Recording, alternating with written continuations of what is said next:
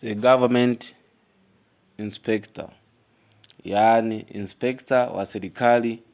Huyu ni polisi inspector wa serikali. Mpenzi msikilizaji, hasa mwanafunzi wa kidato cha 3 na cha 4 unayesoma somo la literature in English, nafikiri uko salama. Mimi kwa majina naitwa teacher Kaligo Dotto Njige, mwalimu wa fasihi ya Kiingereza. Leo ninawaletea play, yaani tamthilia inayoitwa The Government Inspector, iliyoandikwa nchini Urusi, yaani Russia. Ndo mandhari ya hii play. Mwandishi wa hii play anaitwa Nikolai Gogol, ni Mrusi, yaani Mrusia. Bwana Nikolai Gogol amezaliwa tarehe 20 mwezi wa 3 mwaka 1809. Wengine wanadai amezaliwa tarehe 1 mwezi wa 4 mwaka 1809 nchini Urusi. Baba yake anaitwa Vasili Gogol ambaye alikufa mwaka 1824, Nikolai akiwa na miaka 15. Mwandishi Nikolai Gogol amezaliwa mwaka 1809 na alikufa mwaka 1852 akiwa na miaka 42, na aliacha kazi zake za vitabu mbalimbali vya fasihi alivyoandika miaka tofauti. Mfano, aliandika novel inayoitwa Evening on a Farm Near Dikanka, aliandika mwaka 1832. Ingine inaitwa Migorod mwaka 1835 aliandika, na play tunayoisoma The Government Inspector aliandika mwaka 1836. Na mwisho aliandika kitabu kinachoitwa Dead Soul, aliandika mwaka 1842. Huyu mwandishi Nikolai Gogol aliandika play, novel, short story mbalimbali. Leo tunaenda kuangazia play yake ambayo inatumika kwenye mtaala wa elimu nchini Tanzania, hususan kwenye somo la literature in English kidato cha 3 na cha 4. The Government Inspector, yaani inspector wa serikali. Hii inalenga dhidi ya uongozi mbaya unaoendeshwa na viongozi wanaopenda kula rushwa nchini Urusi. Hii play imeundwa na wahusika kama wafuatao: Antonovich, huyu ni mayor. Wa pili anaitwa Antemi Filipovich, child commissioner, huyu ni commissioner. Na wa tatu anaitwa Amos Fedorovich, huyu ni judge. Na wa 4 anaitwa Lukivich, school superintendent, huyu ni msimamizi wa shule. Na wa 5 anaitwa Ivan Kosmich, postmart. Na wa 6 anaitwa Peter Vanovich. Na wa 7 anaitwa Stefan Ilivich, huyu ni polisi msimamizi. Na wa 8 anaitwa Anna, mke wa mayor. Na wa 9 anaitwa Maria, ambaye ni mtoto wa mayor. Na wa 10 anaitwa Yosif. Na wa 11 anaitwa the waiter. Na wa 12 anaitwa Mishka. Na wa 13 anaitwa Adulin, huyu ni merchant. Mpenzi msikilizaji, hii play imechapishwa mwaka 1836 nchini Urusi, yaani Russia. Mwandishi wa hii play anaitwa Nikolai Gogol. Tuanze na plot of the play. Hii play imeundwa na act 3, yaani matendo matatu. Act 1 inaitwa A Room in the Mayor House, yaani chumbani kwa mayor. Na act 2 inaitwa The Room at the Inn, yaani chumbani kwa inn. Na act 3 The Room in the Mayor House, yaani chumbani tena kwa mayor. Ndugu msikilizaji, matukio yamechukuliwa kwenye room imechukuliwa ndani ya nchi husika, ndo maana room ina symbolize country au national. Tuanze kupitia tendo moja hadi jingine, na waomba mnisikilize mpaka tamati ya uchambuzi wa play hii pendwa, The Government Inspector, iliyoandikwa na Nikolai Gogol nchini Urusi. Mimi naitwa teacher Kaligo Dotto Njige. Act 1, A Room in the Mayor House. Tendo la kwanza, tunapelekwa ndani chumbani kwa mayor. The mayor brings the news of the government inspector, who is expected to travel secretly from Petersburg to come and inspect their province. Hapa tunaanza kupewa story na huyu mayor, anatupa story dhidi ya huyu inspector wa serikali anayesafiri kisirisiri kwenda nchini Petersburg. He read to them a letter he received from Temihov, warning them to take precaution about coming of the inspector. The judge, charge commissioner, the school superintendent are all shocked at hearing this.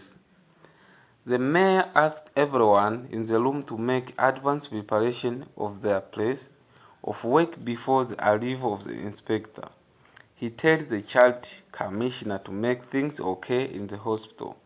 He ordered the judge to put everything in place in the courthouse, including keeping away the guests. He ordered the school superintendent to manage the teachers, especially the one who make remarks. The postmaster came and the mayor asked him to unseal all the letters that passed through his post office and read them to find out if they have denunciation of the mayor. The postmaster tell him that he has always been doing so. Dobjich and Bobby Kint come in planting to inform them that the government inspector has been there for 2 weeks already and has done the inspection as they saw him inspecting the inn. They are panic and rush of the scene. Hapa tunaanza kuambia kwamba huyu ni mayor wa mkoa ambaye ametoa taarifa kwenye taasisi mbalimbali dhidi ya kuandaa mazingira yawe safi. Maana anakuja inspector wa serikali kuja kukagua nyanja mbalimbali za mkoa.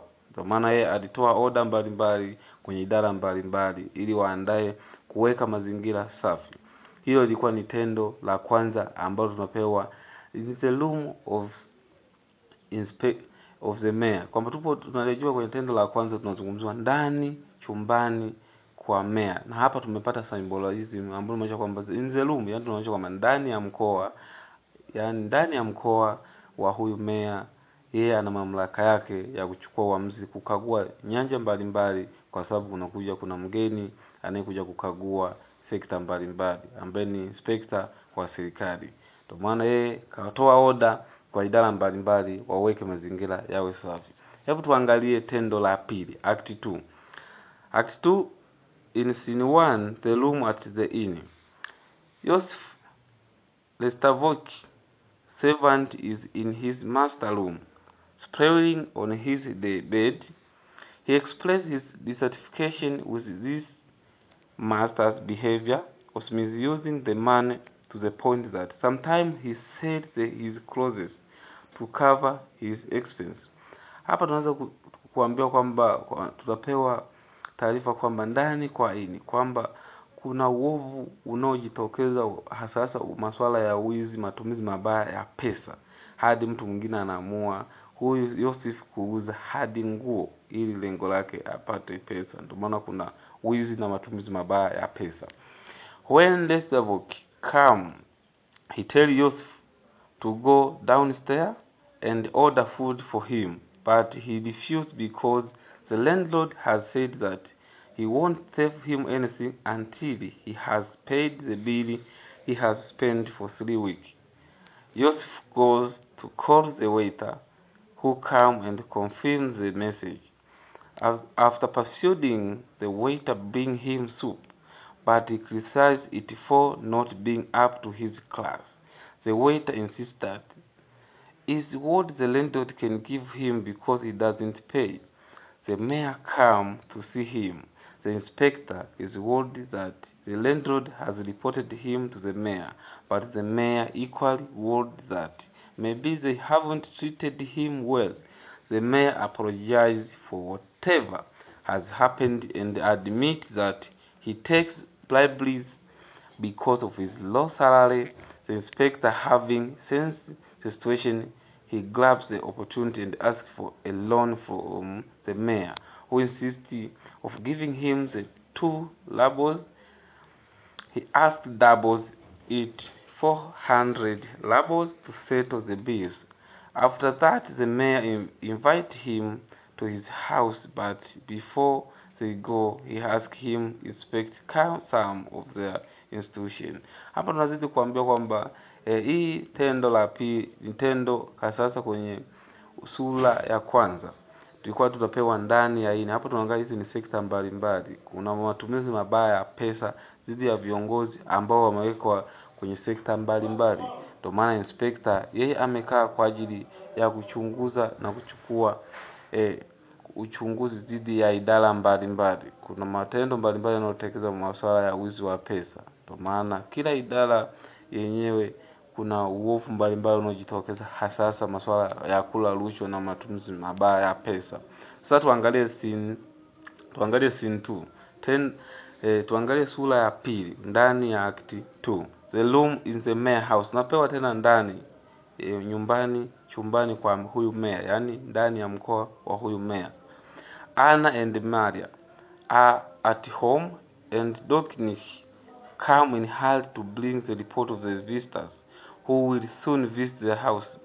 Kwenye scene 2 tunapewa hapa tuko ndani chumbani kwa mayor, yani mkoani kwa huyu mayor. Tunapewa kwamba kuna taarifa ya wageni wanakuja kutembelea huo mkoa, yani ndani ya hiyo sehemu ya huyo mayor.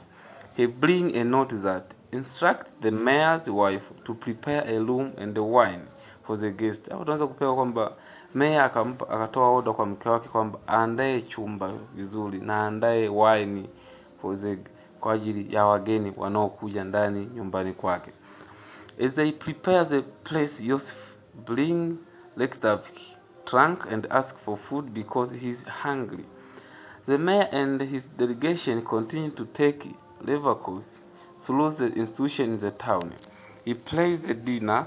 They inform him that there were only few patients in the hospital because most of them have recovered due to honesty, cleanliness, and good order in the hospital. The mayor's wife and daughter come and they are introduced to Leverkusen. As they sit down, Lestavkovic chat with Anna and say how he was once mistaken for the commander-in-chief. He also tells her that he is a great author and has written play and bit for the magazine such as The Marriage of Figaro, Robert the Devil, Norm and Yule Milosevic, which is not true. He boasts about many things and the great luxury life he lives in Petersburg, and he become drunk of wine which he was drinking while taking he goes to sleep. Mpenzi msikilizaji, katika scene 2 ndani ya act 2 tumepewa nyumbani tukio ambalo linafanyika nyumbani kwa huyu mayor, kwamba mayor anatoa oda mbalimbali. Kuna wageni wanakuja kumtembelea, anamwambia mke wake aandae chumba vizuri, aandae wine. Tunaona kwamba kiasi gani viongozi wanaoingia kwenye nyanja kubwa wanatumia pesa vibaya kwa starehe zao wanazozijua. Anaweka oda mbalimbali, pesa za mkoa, pesa za nchi. Kwa hiyo haya tunaangalia kwamba ni matumizi mabaya ya pesa. Yaani huyu mayor ni mtu wa starehe. Sasa tuangalie tendo la 3, act 3. Scene 1. The room in the mayor. Bado tunapewa matukio ndani ya chumba cha mayor, yani ndani ya mkoa wa huyu mayor. The mayor wake up confused because of the presence of a distinguished guest in the house. He asks Joseph what kind of treatment his master likes, and Joseph claps the opportunity. He says that his master likes being well received and entertained. He adds, but he always thin and well treated. They give him the bribe. The mayor orders the child commissioner, judge, and the school superintendent to make sure that things are okay in their place of work.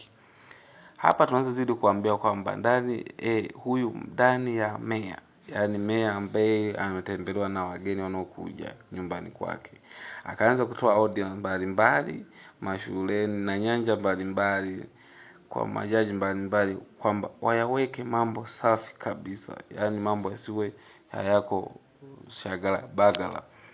They all plan the best way to bribe Lestabok, and they choose the judge to be their leader. In that mission, the judge goes in to meet him. He drops the money down, and the Lestabok pick it, not knowing it was meant for him. The school superintendent come in and deliver. Lestabok asked him to lend him 400 rubles because he was cleaned out all his money in a card game, promising to refuse him when he reached home. School superintendent give him the money but tell him not to think of returning it. Hapa tunazidi kuambia kwamba kuna matumizi ya pesa yanayoendelea kutumika vibaya sana. Watu wanachezea pesa kwenye mageni mbalimbali. Mtu anatoa pesa kwa matumizi yake. Hizi ni pesa za serikali ambayo kuna matumizi ya pesa mabaya yanazidi kuendelea. Then the cult commissioner comes in and accuses his fellow. To the Stavok, he says that the school superintendent is useless because he put evil idea in the mind of the young. Hapa tunaweza kuona kwa kuna msimamizi huyu anakuja na kutukana hao wenzake wasimamizi kina Lestavok. Anasema msimamizi wa shule ni mtu ambaye yuko vibaya sana, kwa maana anapotosha vijana, sio mtu wa kujenga kwa watoto. He says the judge does nothing but causing hunting and sleeping with Dobkin's wife. He finished accusing the postmaster for delaying mail. Lestavok asked him to lend him 400 rubles because he was cleaned out all his money in a card game, and the card commissioner gave him. Dobkins and Bobkins intended he asked them to give 1,000 rubles, but they both have 65 rubles in total. He take it. You wonder why they treat him like somebody very important in the government. His servant Joseph suggests that it is the right time. It is the right time. It is the right.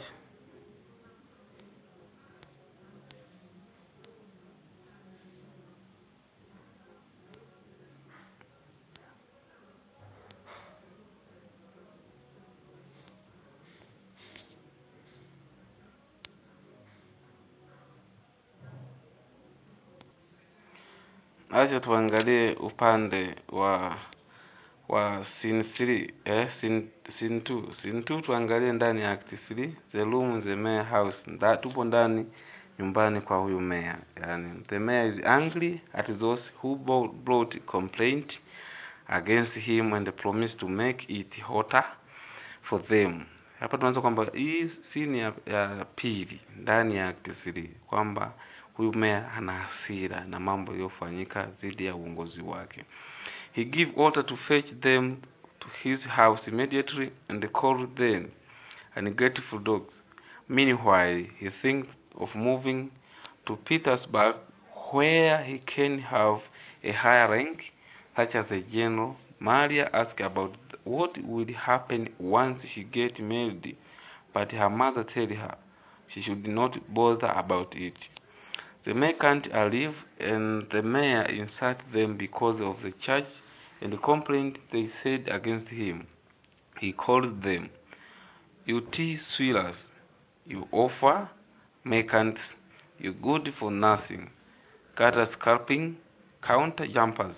This is on page 68. He say how he helped the second merchant to get a government contract of supplying rotten clothes, and he make 100,000. He also showed Abdulin how to make fortune on the bridge contract by putting timbers down at 20,000 rubles, and it wasn't worth 100. They all apologized, claiming that the devil tempted them. Finally, he forgave and warned them. not for repeated. A number of guests and well-wishers come and congratulate him for his good fortune of being a father-in-law of an important man. He tells them that he is now going to live in Petersburg, where he can possibly attain the position, rank of general, and he promises them a lot of favors he can do for them. Suddenly the postman comes with bad news.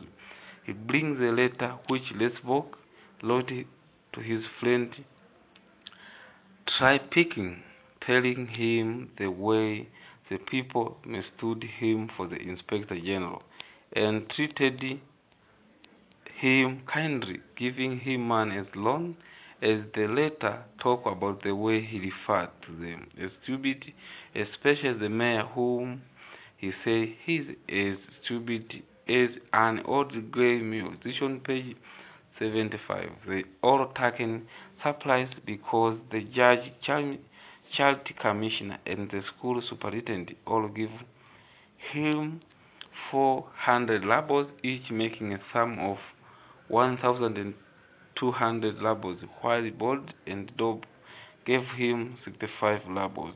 The mayor blamed himself for being fooled like that. Then they all blame Bob and Dob because they are one who brought the news that he was the Inspector General. Finally, Gendarme comes and reports that His Excellency the Inspector General, appointed the imperial decree, has arrived from St. Petersburg. He is in residence at the hotel and requires youth present there immediately. They are all astonished as if they are thunderstruck. Mpenzi msikilizaji, hapa uelewe kwamba ndani ya hii kitabu The Government Inspector inazungumza masuala ya rushwa, ulaji wa rushwa, hasa matumizi mabaya ya pesa katika nchi ya Urusi. Ndio maana mwandishi huyo Nikolai Gogol ameandika akilenga zaidi matumizi mabaya ya pesa, embezzlement of funds au corruption, ambayo inazidi kutokea. Wafanya biashara mbalimbali wanakuja kutoa oda mbalimbali, aje awekeze kitu fulani, aje alete kitu fulani, yeye achukue mzigo au biashara wanaoitembeza yenyewe, biashara ya nguo pamoja na vitu mbalimbali. Kwa mwandishi kalenga sana kuikemea serikali ya nchi ya Urusi zidi masuala ya ulaji wa rushwa na matumizi mabaya ya pesa. Ndio maana inspector yeye amekaa kama mtu anayekagua kwenye sekta mbalimbali.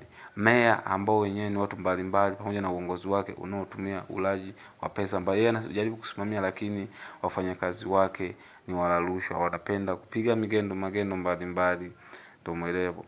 Sasa tuangalie title of the play. Tuangalie kichwa cha play kinasadifu yaliyomo ndani au hamna. The title of the play, The Government Inspector, is a comedy play that was written by Nikolai Vasilievich Gogol in 1836. Hapa tunaweza kuambia kwamba hii title ni comedy play, yani play inayochekesha, yani na vituko mbalimbali. Ndio maana ukisoma inachekesha matukio jinsi yanavyoendelea kuonyeshwa ndani ya hii play. It features a junior civil servant called Lesbok, who is broke and starving but is mistaken for the dreaded nemesis, the Inspector General. A word has gone around that the Inspector General was traveling in secret from Petersburg. Hapa tunaanza kuambia kwamba ndio maana ukisoma story ambayo inachekesha, tunaanza leo kuna msika anaitwa huyu bwana Lesbok, kwa jina jingine tunaweza kumuita ambaye pamoja tunaweza kupewa mtu mwingine Inspector General, ambaye ni mtu ambaye kwa anapenda safari nyingi, kutembea kisiri, anaenda Petersburg kwenda kula bata.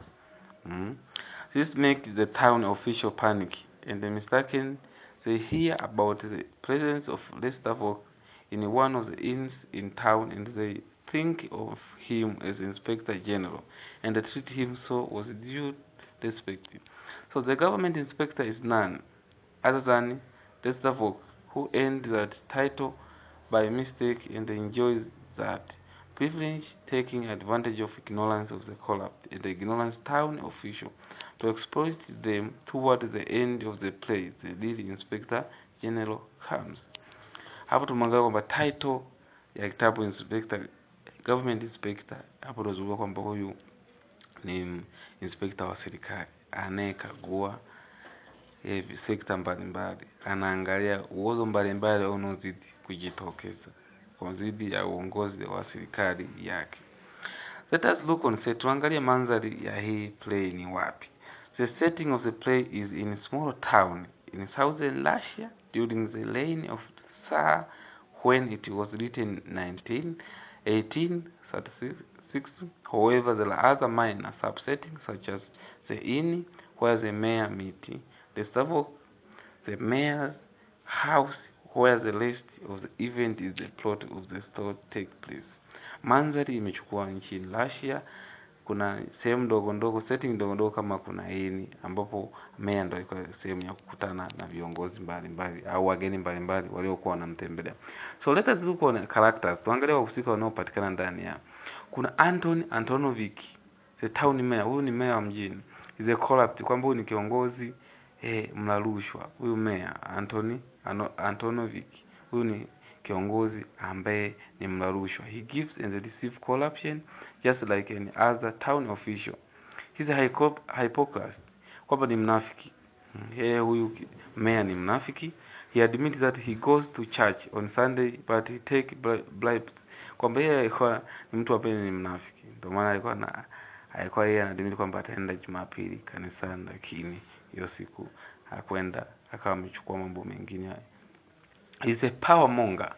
He is a mayor but always think of higher rank, like being appointed a general. He say to his wife, I may get a better rank now. Tukiangalia ukurasa wa 67 tunaangalia kwamba huyu mayor yeye ni mtu ambaye mwenye nguvu ndani ya mkoa wake, ambapo ndani ya sehemu yake anaoitawala, kwa anapenda mtu anayependa uongozi. He's abusive and cruel. He abused and cruel. He insulted those merchants who brought charges against him. He called them, you cheap jack, you clothes surgeon, you tree swearers, you offer merchant, you good for making. This one is 68. Tuangalie kwa sasa kwamba ni mtu ambaye mwenye cash, mwenye lugha chafu, aliwatukana merchant, wafanya biashara kwa kuwakashifu vitu mbalimbali. Also let us look another characters. Tuangalie mhusika mwingine wa pili, anaitwa Ivan Alexandrovich Lestovok. Kwamba mhusika wa pili anaitwa Ivan Alexandrovich, au kwa jina jingine anaitwa Lestovok. He's a junior civil servant mistaken for inspector general. Kwamba huyu alifanya kosa kubwa sana kwa jenerali wake. He's mistaken as the inspector general and is treated so while he is not. Kwamba yeye alikuwa anajiita kwamba ni inspector general, kumbe sio, kwa lengo la kufanya mambo yake.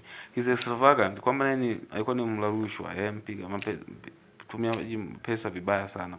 He squander and the money he's given by his father to the point of selling his clothes to cover his expense.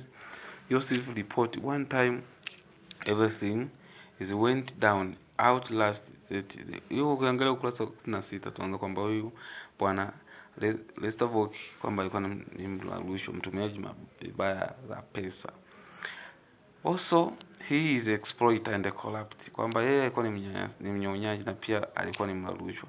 He uses the trick to get money from his town official by telling them, kwamba alikuwa anajaribu kutafuta mbinu mbalimbali za ulaji wa pesa. Huyu bwana Lestovok au Ivan Alexandrovich, kwamba yeye alikuwa ni mtafutaji mnyonyaji na pia alikuwa ni mtumiaji mabaya ya pesa, kudanga, anatafuta triki mbalimbali za kupata pesa. He's a hypocrite, pia ni mnafiki. He pretend to love the wife of mayor, then changes his mind to her daughter. Kwamba yeye alikuwa ni mnafiki, alimpenda mke wa mayor, lakini baadaye akabadilisha mind na kumpenda mtoto wa mayor. He say to Maria, it was my love for you that made me do it. When he say to Anna, no, it is you, I love my wife. My life is hanging my thread. He is abused. Naye alikuwa na lugha chafu. He call waiter, you fool, you dirty pig. He tell Joseph that enough idiot. Ukiangalia ukurasa wa 17 kwamba huyu jamaa Lestovok kwamba yeye alikuwa ni mtu mwenye lugha chafu, anawatukana, alikuwa anaweza kutukana waiter, kwamba wewe mpumbavu, wewe nguruwe mchafu, njoo hapa. Another characters let us call Artemy Filipovich. Tuangalie mhusika mwingine wa tatu anaitwa Artemi Filippovich. He's irresponsible charity commissioner, kwamba huyu alikuwa ni commissioner ambaye hajielewi, hajitambui, hajibiki katika majukumu yake. Ndio maana ukiangalia hata ukurasa wa 3 anasema kwamba he work as a charity commissioner in the hospital but he's irresponsible, alikuwa hajibiki katika idara yake ya hospitalini. Also he's a corrupt, na yeye pia alikuwa ni mlarushwa. Viongozi wote ni walarushwa. Just like as a town official, he take and give corruption. For example, he bribes Lestovok 400 labors not to take serious measure against him, kwamba alikuwa ni mtu mlarushwa. He's a hypocrite, naye alikuwa ni mnafiki. The hospital has always been in bad condition, but the day they heard the government inspector is coming, they clean in the room. Tumeona kwamba alikuwa ni mtu ambaye mnafiki. Aliposikia kwamba government inspector anakuja, akaanza kufanya usafi. He's a gospel. He accused others to let's work so as to gain favor. He says that the school supposedly put evil ideas into the mind of young that his judge did. Tuangalie mhusika mwingine wa nane anaitwa Amos Fyodorovich. Is a responsible this judge. Huyu ni judge wa wilaya, alikuwa hajibiki na kasi mbalimbali alikuwa za watu hawasaidii. Na ukiangalia ukurasa namba 3 utaipata. His county house is that nyumba yake ilikuwa ni chafu sana. Ndio maana ndio alikuwa afanya hajibiki. He is a corrupt as he give and take bribes. Kwa maana yeye ni mlarushwa. Ukisoma ukurasa wa namba 4 utaipata. Well there seen the scene I feel admit I take bribe. Na yeye alikuwa ni walarushwa huyu jamaa. He's a hypocrite, naye alikuwa ni mnafiki. He pretend to treat Lester with kindness and give him the money to just cover his failing in the discount. Tuangalie mhusika mwingine wa 4 anaitwa Luka Lukic is a school supervisor, msimamizi wa shule huyu. Huyu jamaa ni msimamizi wa shule. He's a collapse, na yeye pia alikuwa ni mlarushwa. Ukisoma na ukurasa namba 49 utampata, na yeye alipata hiyo 400 labors. Tuangalie mhusika mwingine anaitwa Ivan Kosmich. He is a workers postmaster. He is accused by charity commissioner by delaying maize. He is a dynasty man. He is a corrupt. Naye pia alikuwa ni mtu mlarushwa. Okay, kusoma ukurasa wa 45 utaipata. He suggests that they should bribe the inspector by telling him that some money has been sent by post. Mhusika mwingine anaitwa Yosin. Yosin he is a Lestovok servant. Kwamba yeye alikuwa ni servant wa Lestovok. He is a board servant just as safe. He is intelligent than his master. Kwamba yeye alikuwa makini sana kuliko hata mkuu wake. Kwenye uchapazi kazi na kumshauri master wake kwamba achane na vitu hivi. He is a confident, alikuwa anajiamini sana. Sometimes he argues with his master, as on page 17. Also when he tell him they should leave immediately and the master say perhaps tomorrow, he say tomorrow, now is the time of be off. Mhusika mwingine anaitwa Anna Andreevna, the mayor's wife, kwamba ni mke wa mayor, anaitwa Anna, and the mother of Maria. She is avid leader of novel. When she talk with Lestovok, he tell her the book he has read, some of which things were written by him. Let's use Mr. Vok. She's easygoing. She's almost pursuitful in love. Kwamba guest had not, kwamba yeye alikuwa anampenda sana mume wake. So let us look on languages. Tuangalie matumizi ya lugha. Tamathali za semi zilizoibuka kama kuna simile. Mfano wa simile iliyoonekana ndani hapa nasema I'm still sweating like a bull.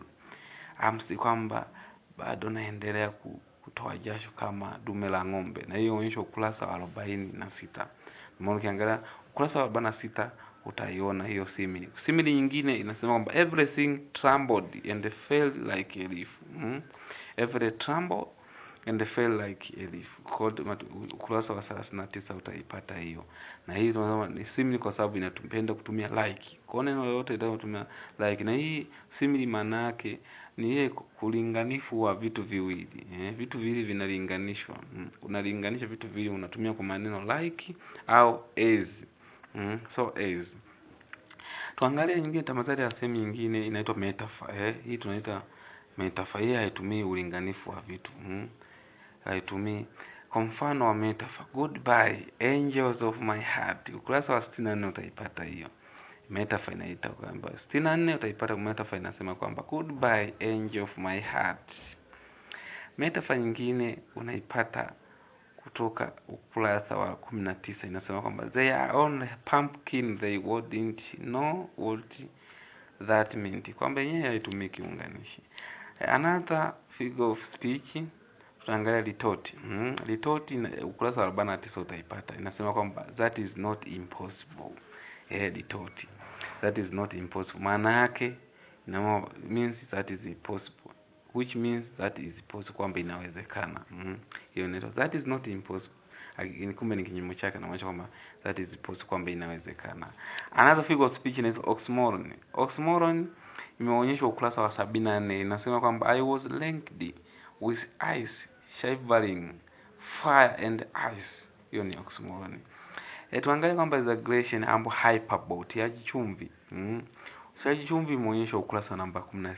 Inasema kwamba I'm so hungry I could eat the whole world. Ametia chumvi kwamba I'm so hungry, kwamba na njaa, ndio maana ninaweza kula dunia nzima. Mtu huyu ametia chumvi.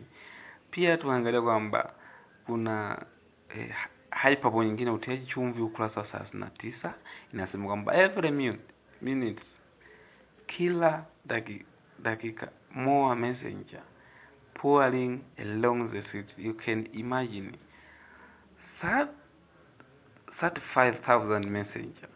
Mtu anatia chumvi. Tuangalie nyingine figure of speech nyingine ita proverbs and saying, kwamba methali pamoja na misemo. Ukurasa namba 8 utaipata. Proverbs au saying inasema kwamba my heart is my mouth. My heart is my, moyo wangu ni mdomo wangu. Ukurasa namba 8.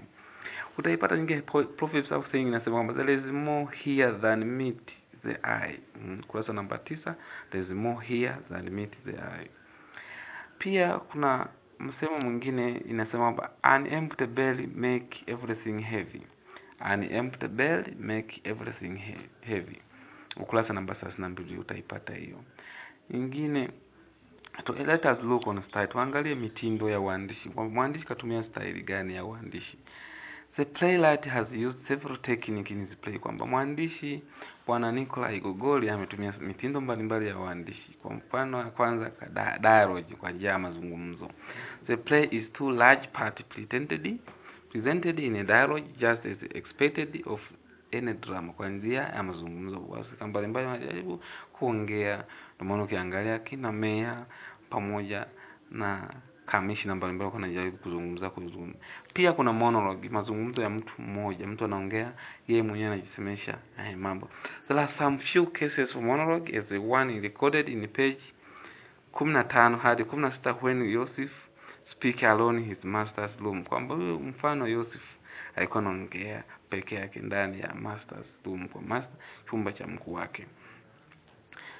Ana style nyingine aliyotumia ni point of view. Point of view, the dominant point of view is the first person, kwa nafsi ya kwanza ndio imetawala point of view, in which the character speak from their own point of view using pronoun I and we more frequent. Kwa nafsi ya kwanza ndio imetumika, maana kila mtu alikuwa anasemea kwa nafsi yake. Also let us look on plot. Tuangalie mpangilio wa matukio. Mwandishi Nikolai Gogol matukio ameyapangiliaje? The plot is simple, straightforward and is divided in 3 acts. Kwamba kumbe mpangilio wa matukio ni ya moja kwa moja, ambao ni chronological order au straightforward, ambao hii matukio hii amepangilia kwa kuweka matendo matatu, yani 3 acts. Act 1 is made up of only one scene. Kwamba act ya kwanza, tendo la kwanza lenyewe lina scene moja, and is introduce the characters, amewakilisha wahusika, mandhari ameonyesha, basic situation and the conflict we are about, na migogoro mbalimbali iliyoonyeshwa kwenye act ya kwanza. Act 2 has a further subdivision in 2 scenes. Kwamba ukiangalia act ya pili, tendo la pili imegawanyika kwa scene mbili, which develops the conflict, ambao ameonyesha sasa migogoro ndio inaibuka kwa kiwango kikubwa. Act 3, tendo la tatu has 2 scenes. Kwa maana hiyo tendo la tatu na scene mbili, which is not only take the conflict to the climax but also take it to solution. Kwamba tendo la tatu linaonyesha kwamba migogoro haipo, sasa watu wanaangalia solution ni nini wafanya. So let us look on them. Tuangalie dhamira zinazopatikana ndani ya hika. Dhamira kuna ya kwanza ni corruption. Hii ni dhamira kuu ya kitabu yenyewe. The society is slim collapse, include corruption. Kwa hiyo kuna corruption ambazo zimeonyeshwa mbalimbali. Tunaposema the town official corrupt, kwa mfano judge, the mayor, hao ni watu ambao wanapenda wanakula rushwa. Judge mwenyewe, mayor mwenyewe, church commissioner mwenyewe, na school superintendent, all acts corruption to Lesterville. Kwamba Lesterville ndio alikuwa anatoa rushwa ili lengo lake afanye mambo yake. Kwa hiyo mistake kubwa sana waliokuwa wanaifanya. Na hiyo imeonyeshwa ukurasa namba 77 ukisoma. Judge alikuwa anasema good, I gave him 400 labels. So did I? He got 400 out of me. Hiyo ukurasa 77 utaipata hiyo sehemu. Kwa majaji, kamea, kamishna walikuwa nakula rushwa sana. Ukisoma ukurasa hiyo 77, ukurasa namba 4 utaipata hiyo rushwa. Ukurasa 44, 56 utapata hiyo sehemu. Tuangalie dhamira nyingine ya pili, responsibility, kutowajibika. Nani sasa ambao hawajibiki hapa tunaangalia? Ambao watu viongozi hawajibiki kufanya mambo yao wanayotakiwa wayafanye. Ndio maana kuna mambo mbalimbali hayaendi katika nyanja mbalimbali. Ndio maana ukiangalia church commissioner yeye mwenyewe is irresponsible. He work as a church commissioner in the hospital but is responsible kwamba hospital ni pachafu, hajui kwamba isafishe, na yeye mwenyewe ukurasa namba 3. Pia judge mwenyewe hayuko responsible, his court house is dirty, kwamba mahakamani kwenye ni kuchafu. Na ukasoma namba page 3 utaipata. Samia nyingine hypocrisy, unafiki. Kwa kuna unafiki yenyewe pia umeibuka. Unafiki ambao ndio kila kitu ni mbaya. Kwa mfano nani sasa mnafiki? Lesterville ni mnafiki. Is a hypocrisy. He pretend to love the wife of mayor and then changes his mind to her daughter. Kwamba yeye ni mnafiki kwa sababu alimpenda mke wa mayor, baadaye akabadilisha mawazo yake kumpenda mtoto wa mayor kabisa ambaye anaitwa Maria. Na hiyo mwisho ukurasa wa 60 ukisoma utaipata. Mnafiki mwingine ni judge. Is a hypocrisy. He pretend to treat Lesterville with kindness and give him the money just to cover it up with failing the discount. Alipewa rushwa na Lesterville na mambo yakawa yameishia juu. Dhamira nyingine unayopata ni love and marriage, upendo pamoja na ndoa. Nani sasa ambaye anampenda na ndoa ni kwa nani sasa? Love ambapo tunazungumzia one of the driving force that can necessarily lead to potential marriage in the play. One is a hypocrisy. Love is showing Lesterville talking to the mayor wife, kwamba Lesterville alimpenda mke wa mayor. Kwa kuna masuala ya upendo, na pia Lesterville alimpenda mtoto wa mayor. Kwa kuna masuala ya upendo mwisho. Kusoma kurasa namba 60, 61 utaipata hiyo sehemu. Another case in forced marriage. Forced marriage imejitokea. Maria is made off to Lesterville without being asked whether or not she loved him. Lazimishwa Maria waliona na bwana Lesterville. Pia tuangalie kuna migogoro, conflict iliyoibuka. Migogoro ulioibuka ndani ya kuna political conflict, migogoro ya kisiasa ndio inayoibuka sana, involving the high class represented by leader who have political power such as mayor, and the lower class represented by common citizen and the maker. And kwamba kuna migogoro ya kisiasa ambao viongozi wanakula rushwa, lakini tabaka la chini linalalamika. Na ukisoma ukurasa namba 56 utaipata hiyo political conflict. Conflict nyingine ni interpersonal conflict within the town official. After hearing about the coming of the inspector who is coming secretly, they are panicking. They use bribery to cover up their failing. Kuna migogoro ambao baina ya watu viongozi ambao wanaweza kulalamika kisa mtaa ni kuchafu, mpaka mtu anaanza kutoa rushwa, lengo lake watu wasafishe kwa haraka maana msimamizi anakuja. Tuangalie dhamira nyingine inaitwa bad leadership, uongozi mbaya. Kuna uongozi mbaya ambao the leader are corrupt and selfish, kwamba viongozi ni wanarushwa na pia ni wabinafsi. Ndio maana ambao kinazungumza kina mayor pamoja kina jaji. Kwa kuna uongozi mbaya. Na hiyo mwisho kwa namba 66 utaipata hiyo sehemu. Nepotism, kuna masuala ya kubebana. Nepotism tunaipata ambao mtu kumfavor. Many people expect to give favor from the mayor. In the case of goes to live in Petersburg, their friends corrupt for instead says that kuna watu wanapewa masuala ya nanili wanabebana. Kwa mfano charge commissioner also comments that the mayor should not forget his friend, kwamba mayor sijakasahau marafiki zake. Kuna mwisho kurasa namba 73. Dhamira nyingine ignorance, kuna usawa ujinga. Nani sasa mjinga na hizo ngombe? Uongozi mwenyewe ni wajinga, maana hawafanyi kazi kuwasaidia wananchi wao. Dhamira zingine ndogo ndogo, kuna betrayal, kuna usaliti ambao jaji alimsaliti huyu Dobskini by sleeping with his wife. Kwamba kuna masuala ya usaliti, jaji alilala na mke wa wa Dobchitsky, jaji ilala na mke wa Dobchitsky ambaye mtuma sehemu nyingine, kumbe anaenda kulala na mtoto wa na mke wa Dobchitsky. And fathering children with her. The judge wife has also been tried by husband. Pia leo mwisho kwa namba 50. Samia nyingine safaga anasema matumizi mabaya ya pesa. Kwa mfano Mr. Lesok anatoa pesa kwa ajili ya maisha yake. Kuna drunkenness, kuna ulevi. Lesok portrays the picture of heavy drunkard. Kwamba Lesok alikuwa ni mlevi, na ukisoma ukurasa wa 42 utaipata. Let us look at message. Tuangalie ujumbe tuliopata ndani ya hii kitabu. The message presents several messages that we may learn from these people. Some of them are: the leader should be responsible. Kuna ujumbe tunaoipata. The leader should be responsible in exacting their duties and also kwamba viongozi wanatakiwa wajibike katika majukumu yao. Ignorance is an obstacle to development. Kwa ujinga ndio kikwazo cha maendeleo katika nchi yetu au jamii zetu. Betrayal in marriage is not good. Kwa masuala ya usaliti katika ndoa sio mambo mazuri sana, maana yanaleta migogoro. Leaders should not use their power for private interest. Kwamba viongozi wasitumie nguvu kama manufaa yao kwa ajili ya kuwanyonya maskini. We should fight against corruption. Tunataka tupambane dhidi ya rushwa, maana rushwa ndio inayoshusha maendeleo. Marriage should be based on mutual love between two parties. Kwamba ndoa inatakiwa iheshimiwe katika pande watu wanaoana, mtu asije akaingilia. Tuangalie kipengele cha mwisho, ni relevance, kwamba play au tamthilia yetu inahusiana na maisha yetu yaliyopo hadi leo. Since 1970, the view had been put forward that the play has lost its meaning and that there is no need to satisfy a class that has been swept away. However, in the play there are some pattern of behavior that is relevant to the world today. We still have bad leadership, corruption, ignorance. We still have bado tunaendelea masuala ya uongozi mbaya, rushwa, ujinga bado uko dhidi ya viongozi. We also suppose kwamba viongozi hawajibiki na serikali kwa ujumla. Masuala ya betrayal, usaliti, ulevi, unafiki bado upo katika jamii zetu. Asanteni sana kwa kunisikiliza.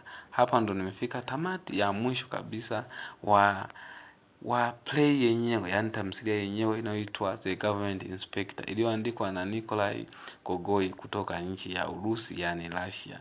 Asanteni sana kwa kunisikiliza kutoka mwanzo hadi mwisho. Kwa majina naitwa Teacher Kaligo Dotto Njige, mwalimu wa fasihi ya Kiingereza, mtoto kutoka mkoa wa Shinyanga, wilaya ya Shinyanga vijijini. Nindo ya Busaru mwa jiji ndo nilikosaliwa. Wazazi wangu toka origin yangu ndo huko. Napenda kutoa salamu kutoka walimu wa shule msingi Nyandekwa sekondari Mwakipanga ambayo iko wilaya Igunga mkoa wa Tabora, pamoja na walimu wangu wa advance shule ya sekondari Malampaka Maswa Simiyu, pamoja na wadau mbalimbali chuo nilichosomea cha Mwenge Catholic University mkoa wa Kilimanjaro Moshi, wilaya ya Moshi. Asanteni sana kwa kunisikiliza. Asanteni.